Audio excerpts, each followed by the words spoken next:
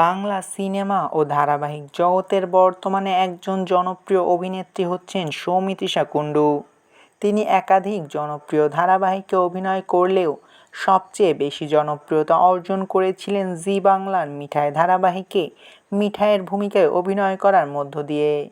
আর এই ধারাবাহিক তাকে এতটাই জনপ্রিয়তা এনে দেয় যে এই ধারাবাহিক শেষ হওয়ার পরে তিনি সরাসরি দেবের সাথে প্রধান সিনেমায় প্রধান ভূমিকায় অভিনয় করারও সুযোগ পান।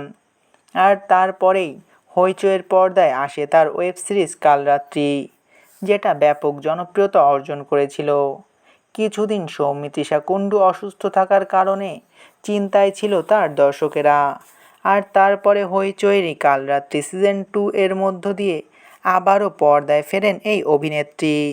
আর কালরাত্রির মতন কালরাত্রি সিজন 2 ওয়েব সিরিজটিও ব্যাপক জনপ্রিয়তা অর্জন করেছে। আর এবার আবারও পর্দায় ফিরতে চলেছেন এই অভিনেত্রী। তবে এবারও কোনো সিনেমা বা ধারাবাহিক নয়, হইচইয়ের পর্দায় আসতে চলেছে সৌমিত্রিষার নতুন প্রজেক্ট।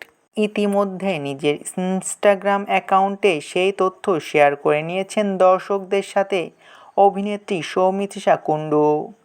কেমন ওয়েব সিরিজ হতে চলেছে বা এই ওয়েব সিরিজের নাম কী হতে চলেছে তা এখনও পর্যন্ত প্রকাশ করেননি এই অভিনেত্রী।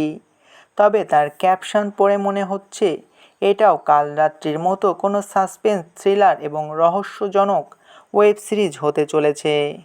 আর এই নিউজ আসার পর থেকেই সৌমিত্রিষার ফ্যানেরা ব্যাপক খুশি হয়েছেন। তাদের প্রিয় অভিনেত্রী আবারও পর্দায় ফিরতে চলেছেন এই বিষয়ে।